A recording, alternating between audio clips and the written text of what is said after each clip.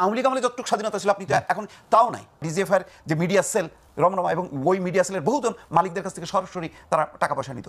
ওই media cell Sheikh মুজিবের, বঙ্গবন্ধু, শেখ হাসিনার বিভিন্ন দিবস উপলক্ষে ডকুমেন্টারি বানাতো, তাদের বাসায় বাসায় ছিল এডিটিং প্যানেল, সব খবরই তো যায়। এখন পশ্চিমা বিশ্বে ডক্টর ইউনূসের সরকারের বিরুদ্ধে রীতিমতো ভয়েস রেজ করা হচ্ছে।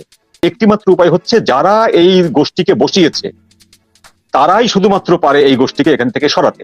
মূল্যে তা বাস্তবায়ন করবেই এবং প্রয়োজনে ভয়ঙ্কর একটা বিভাজনের রেখা পুরো জাতির মধ্যে সৃষ্টি করে একটা গৃহযুদ্ধ তারা বাঁধানোর চেষ্টা করবে।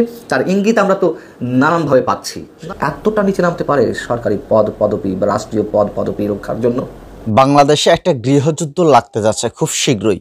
হ্যাঁ, ভিডিওর শুরুতেই এমনটাই দেখেছেন, অবাক হয়ে গেছেন না? অবাক হওয়ার কোনো কিছু নাই। আজকের ভিডিওর মধ্যে বিশেষ কিছু অংশ থাকছে যা দেখে আপনারা চমকে যাবেন, অবাক হয়ে যাবেন। প্রধান উপদেষ্টা ডক্টর মোহাম্মদ ইউনূস, তাকে নিয়ে মার্কিন যুক্তরাষ্ট্র নতুন একটা খেলা খেলছে। এবং আমরা দেখছিলাম যে মুস্তফা ফিরোজ তিনি কিন্তু বলছিলেন যে আওয়ামী লীগের সময় যে সুযোগ সুবিধা ছিল, যে ফ্রিটা ছিল, সেটা এখন পাওয়া যাচ্ছে না। তার মানে কি? তার কথায় কি বোঝা যাচ্ছে?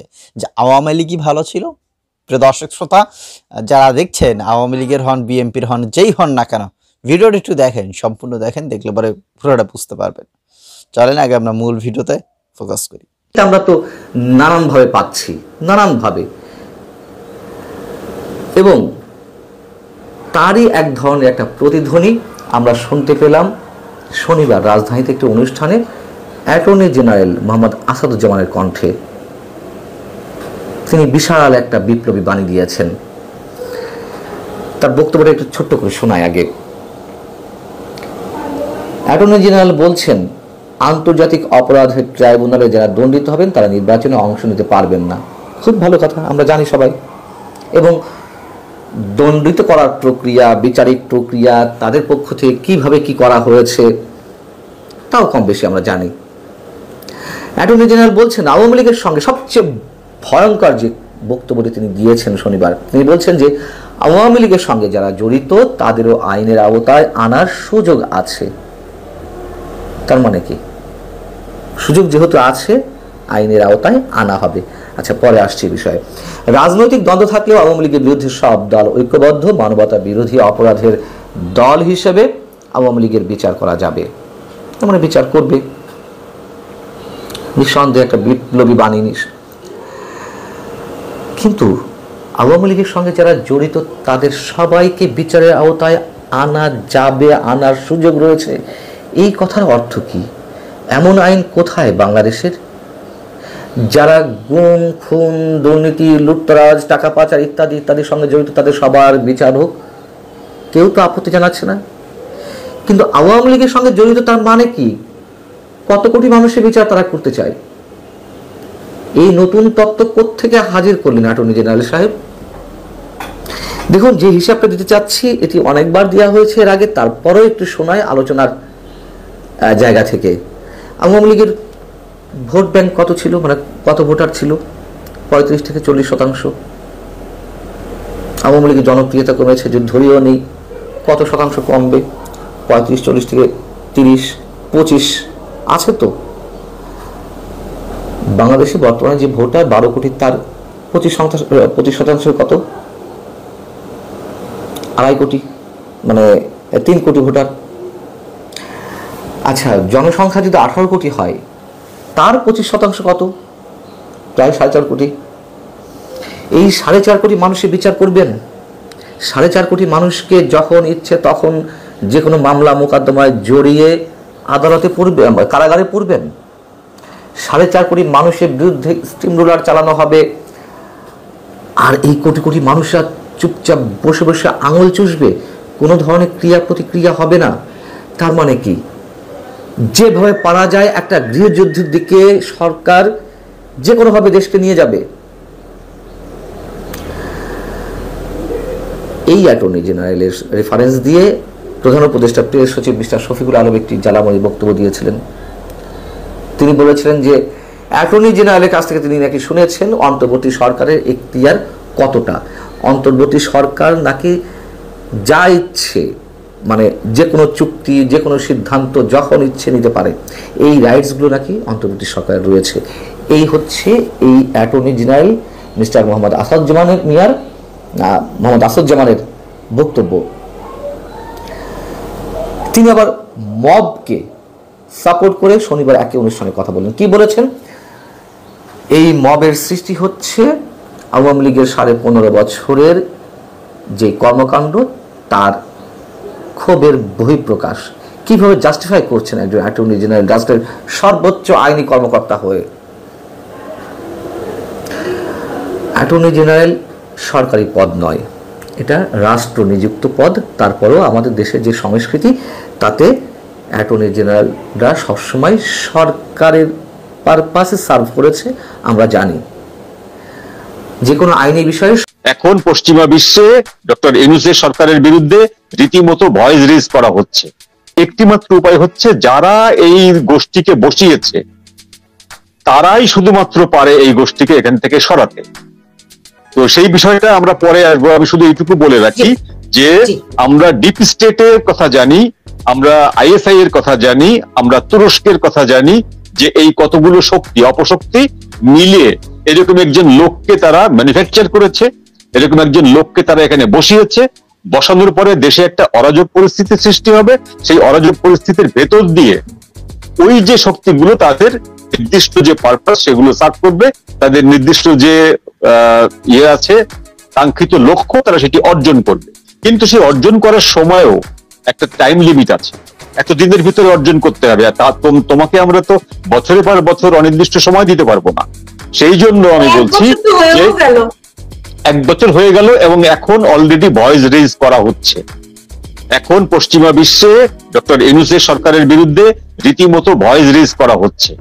বিভিন্ন দেশে যেমন আপনি ধরুন ফ্রান্সের প্রেসিডেন্ট সাক্ষাৎ করতে না চাওয়া, বা ব্রিটেনের প্রেসিডেন্টের আপনার সাক্ষাৎ করতে, প্রধানমন্ত্রী সাক্ষাৎ করতে না চাওয়া, তারপরে জাতিসংঘের থেকে সতর্কবাণী দেওয়া ইনক্লুসিভ নির্বাচনের জন্য, তারপরে আন্তর্জাতিক অপরাধ আদালতে ডক্টর ইউনূসের নামে মামলার ব্যাপারটা আছে, তারপরে টিউলিপ সিদ্দিকী ডক্টর ইউনূসের নামে উকিল নোটিশ পাঠিয়েছে। এরকম একাধিক ঘটনা আছে, যে ঘটনাগুলোর প্রমাণ হচ্ছে যে এই সরকারের বিরুদ্ধে পশ্চিমা শক্তি যারা বসিয়েছে তারাও এখন আর সন্তুষ্ট না। কারণ তারা বুঝতে পারছে যে এই সরকার একটি জঙ্গিবাদী গোষ্ঠীকে ক্ষমতায় বসিয়ে বাংলাদেশটাকে ধ্বংস করার জন্য পরিকল্পনা করছে। এবং সেই জন্য সর্বশেষ যে উদ্যোগটি তারা নিচ্ছে, সেই উদ্যোগটি হলো কোয়াডের। কোয়াড আপনি জানেন যে কোয়াড হচ্ছে মার্কিন যুক্তরাষ্ট্র, ভারত, জাপান এবং অস্ট্রেলিয়ার একটি সামরিক জোট, একটি স্বার্থ সংশ্লিষ্ট জোট। এই কোয়াডের সর্বশেষ বৈঠকটি হয়েছিল ডোনাল্ড ট্রাম্প ক্ষমতায় নেওয়ার, ক্ষমতায় বসার ওই মাসে। এবং তারপরে এই 6 মাস পরে গত পরশুদিন এই কোয়াডের বৈঠক শুরু হয়েছে, আজকে পর্যন্ত চলবে, 3 তারিখ পর্যন্ত চলবে। এই কোয়াডের বৈঠকটি এইবারে আলোচনায় প্রথমত অংশ নিচ্ছে হচ্ছে ওই 4টি দেশের পররাষ্ট্রমন্ত্রীরা। এই পররাষ্ট্রমন্ত্রীদের আলোচনা শেষে পরে এই বছরের শেষের দিকেই বা কয়েক মাস পরে বসবে 4টি দেশের সরকার প্রধান। এই কোয়াডের 4টি দেশ মানে আপনার আমেরিকা, ইন্ডিয়া, অস্ট্রেলিয়া, আরেকটা যে কোন দেশ? জাপান। এখন আমি এই কোয়াডের ব্যাপারে আমি শুনতে পেয়েছি বাংলাদেশকেও তারা অন্তর্ভুক্ত করতে চাচ্ছে। সেই লক্ষ্যটা কিভাবে, আমি আপনার কাছে প্রশ্নটি রাখলাম। আমি একটু ক্ষেত্রে তারা বলছে যে যেহেতু আন্তর্জাতিক অঙ্গনে তাদের নিয়েও, তাদের অপরাধেরও বিষয়গুলো, তাদের মানে মোট কথা হচ্ছে কি, তাদের যে একটা ভালো ইমেজ আছে আন্তর্জাতিক অঙ্গনে তা নয়, ফলে তাদের সময় লাগছে। কিন্তু তাই বলে বাংলাদেশের সাধারণ মানুষ এরকম ভুক্তভোগী হবে? বাংলাদেশের সাধারণ মানুষ আইনের শাসন থেকে বঞ্চিত হবে, যেখানে সেখানে তাদেরকে পিটিয়ে হত্যা করা হবে। আওয়ামী লীগের যে সমস্ত তৃণমূলের কর্মীরা কোন রকম দুর্নীতির সঙ্গে, কোনো ক্ষমতার সঙ্গে যুক্ত ছিল না, আজকে তো তারাই আক্রান্ত হচ্ছে, তারাই নিহত হচ্ছে, তাদেরই বাড়িঘর জ্বালিয়ে পড়ে দেওয়া হচ্ছে, তারাই পথে পথে ঘুরছে। তো এগুলোর দায় কি তারা নেবে? আপনি আপনার টপিকে থাকুন। আমরা যদি টপিকে থাকি তাহলে দেখব আমাদের টপিকটা আজকে হচ্ছে আওয়ামী লীগের বিচার না, আমাদের টপিকটা হচ্ছে দেশের বর্তমান পরিস্থিতি। এখন মনিরুল ভাই স্পষ্ট করেই বলে দিয়েছে যে এটা কিসের শাসন। তো এটা যে শাসন, সেই শাসনের কাছ থেকে আপনি এর থেকে ভালো কিছু আশা করতে পারেন না, আমরা আশা করি না। তো জনগণও আশা করে না। এখন আমাদের জনগণের ব্যাপক যে অংশটা কৃষক শ্রমিক, সেই অংশটা সৌভাগ্য হলো যে তারা রাজনীতির এই কঠিন জটিল মারপ্যাচের ভেতরে আসে না, তারা সে কারণে একটু নিরাপদ অবস্থানে আছে। আর যে মানুষগুলো বিবেক দ্বারা তাড়িত হয়, যে শিক্ষিত মানুষগুলো পড়াশোনা জানে, একটু বিবেকবান, তারা যখন বিবেক দ্বারা তাড়িত হয় তখন তারা কিন্তু মুখ বন্ধ করে রাখতে পারে না, তারা ভয়েস রেইজ করে, তারা কথা বলে, প্রতিবাদ করে, প্রতিরোধ করার চেষ্টা করে এবং তারা মারা যায়। এখন যতগুলো লোক মারা গেছে গত 5 তারিখের পর থেকে, গত 5 আগস্টের পর থেকে, সবাই কিন্তু আওয়ামী লীগের না। সাধারণ অনেক মানুষ মারা গেছে যারা কোনো রকম কোনো পলিটিক্যাল পার্টির সঙ্গে যুক্ত না, তারা মারা গেছে। এই যে 3 জন মানুষ মারা গেল কুমিল্লার মুরাদনগরে, বা তার আগের দিন যে মহিলা ধর্ষিতা হলেন, বা মঞ্জুর ভাই যেটা বললেন যে 2 জন প্রতিবন্ধী মানুষকে যে হত্যা করা হলো, এরা কিন্তু কেউ আওয়ামী লীগ করে না। প্রথম কথা হলো ডক্টর ইউনূস প্রথম থেকে যে মিথ্যাচারটি করে আসছেন, সেই মিথ্যাচারটি হলো যে সংখ্যালঘু ভারতকে খুশি করার জন্য বা ভারতকে সন্তুষ্ট রাখার জন্য যে সংখ্যালঘুদের উপরে এখানে আক্রমণ করা হচ্ছে, সেটা সংখ্যালঘুত্বের কারণে না, ধর্মের কারণে না, এটা পলিটিক্যাল রিজন। তারা আওয়ামী লীগকে সমর্থন করত, তাই আওয়ামী লীগের দুঃশাসনের মানুষ ক্ষুব্ধ হয়ে, আওয়ামী লীগের প্রতি ক্ষুব্ধ হয়ে এদের উপরে আক্রমণটা করছে। এটা ধীরে ধীরে কমে আসবে। এই মিথ্যাচারটি উনি আগস্ট মাসে করেছিলেন, সেপ্টেম্বর মাসে করেছিলেন, এবং স্টিল নাও উনি এটি করে যাচ্ছেন। কথা শুনে হয়তো বা অনেকেই মনে করতে পারেন যে আমি আওয়ামী লীগের দিকে যাচ্ছি, আওয়ামী লীগের সাপোর্টার হয়ে কথা বলছি। না ভাই, আমি মোটেও আওয়ামী লীগের না। আওয়ামী লীগকে কখনোই আজীবনও সাপোর্ট করিনি, আগামীতেও করব না। কোনো দলই আমি সাপোর্ট করি না। তবে বাস্তবতা যেটা বলে, সামাজিক যোগাযোগ মাধ্যম বলে, বিশ্লেষকরা যেটা বলে, কি হচ্ছে, দেশে একটা গৃহযুদ্ধ লাগতে যাচ্ছে। আপনাদের একটা জিনিস দেখায়, পিনাকি ভট্টাচার্য, তাকে নিয়ে কিন্তু কিছু কথাবার্তা ইতিমধ্যে উঠে আসছে যে একজন জুলাই যোদ্ধাকে বসতে দেয়নি, বা বিএনপির চেয়ারম্যানরা, বিএনপির বেশ কয়েকজন নেতাকর্মীরা, মির্জা ফখরুল ইসলাম ছিলেন সেখানে, এবং রুহুল কবির রেজভী ছিলেন সেখানে।